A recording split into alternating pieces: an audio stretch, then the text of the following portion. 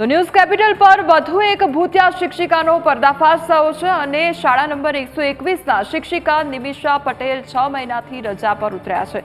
ગુરુ વિજય વલ્લભ સુરી મહારાજ સાહેબના આ શિક્ષિકા છે અને વિદેશ પ્રવાસે ગયા હોવાથી નિમિષા પટેલ 6 મહિનાથી ગેરહાજર રહી રહ્યા છે। 3 વખત નોટિસ આપ્યા બાદ પણ હાજર થયા નથી નિમિષા પટેલ અને તેને લઈને અનેક સવાલો થઈ રહ્યા છે।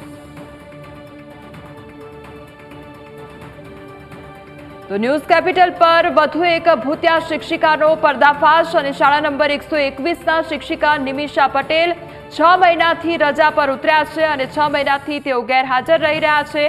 વિદેશ પ્રવાસે ગયા હોવાથી તેમના દ્વારા રજા લેવામાં આવી હતી અને 6 મહિનાથી તેઓ ગેરહાજર છે।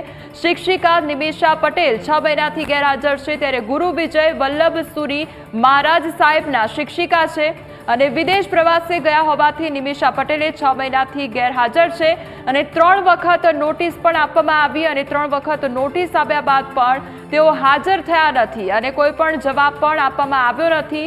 નિમિષા પટેલને લઈને અનેક સવાલો થઈ રહ્યા છે। એક બાદ એક ન્યૂઝ કેપિટલ દ્વારા ભૂતિયા શિક્ષકોનો પર્દાફાશ કરવામાં આવી રહ્યો છે।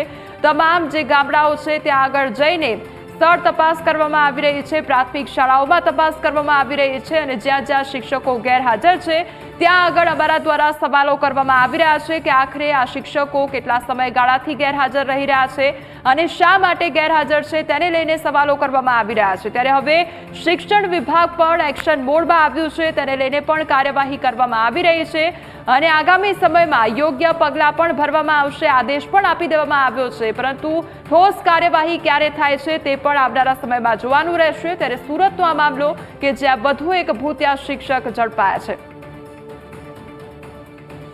તો અમારી સાથે આ સંવાદદાતા અમિત જોડાઈ ગયા છે। અમિત, એક બાદ એક જે ભૂતિયા શિક્ષકો હવે સામે આવી રહ્યા છે અને સુરતમાં હવે નિમિષાબેન કરીને જે ભૂતિયા શિક્ષિકા છે તેને લઈને શું અપડેટ છે? કેટલા સમયથી તેઓ ગેરહાજર રહી રહ્યા છે, અત્યારે ક્યાં છે અને કોઈ પણ પ્રકારની વાતચીત થઈ છે કે કેમ? અમિત,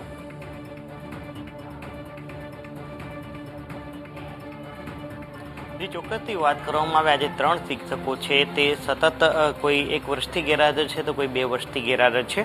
આવા સુરતમાં 3 શિક્ષકો જે સામે આવે છે જે મનપા સંચાલિત શાળામાં ફરજ બજાવી રહ્યા છે। ત્યારે સુરત મહાનગરપાલિકા સંચાલિત 121 નંબરની શાળા છે શ્રી વિજય વલ્લભ સુરી મહારાજ જે શાળા છે તેના આજે શિક્ષિકા છે નિમિષા પટેલ તે વિદેશ પ્રવાસ ગયા બાદ પરત ફર્યા નથી। તેમણે વિદેશ પ્રવાસ માટે આજે મંજૂરી માંગી હતી અને મંજૂરી માંગ્યા બાદ આજે તેઓ છે શાળાએ આવ્યા નથી અને એવું કહેવાય છે કે ડિસેમ્બર 2022માં તેઓ વિદેશ પ્રવાસે ગયા હતા અને ત્યારબાદ તેઓ પોતાની ફરજ પર પરત ફર્યા નથી। 7 વખત સુરતના જે શાળા દ્વારા તેમને જાણ કરવામાં આવી હતી પરંતુ તેઓ ફરજ પર આવ્યા નથી।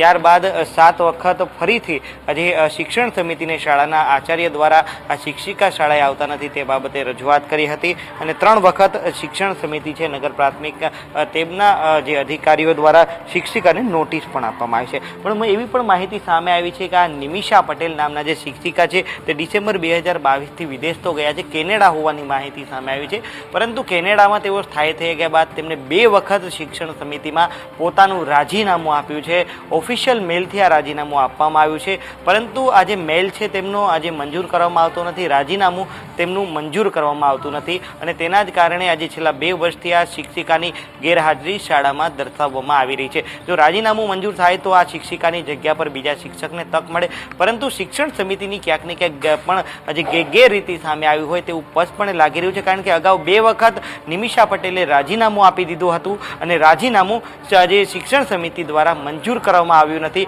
અને આ જ શિક્ષણ સમિતિ હવે પોતાની તપાસમાં એવો ઉલ્લેખ કરે છે કે શિક્ષિકા છેલ્લા 2 વર્ષથી ફરજ પર આવ્યા નથી, એટલે કે ડિસેમ્બર 2022માં તેઓ કેનેડા ગયા હતા અને અત્યાર સુધી હજી તેઓ પોતાની ફરજ પર પરત આવ્યા નથી। એટલે પણ રાજીનામું આપ્યા છતાં પણ આ શિક્ષિકાનું રાજીનામું મંજૂર નથી થતું, તેને લઈને પણ સવાલો થઈ રહ્યા છે।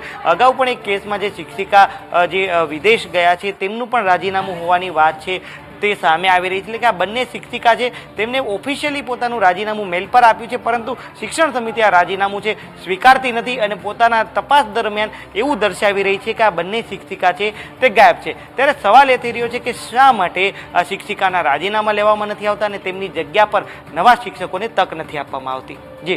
જી અમિત, સમગ્ર માહિતી બદલ આપનો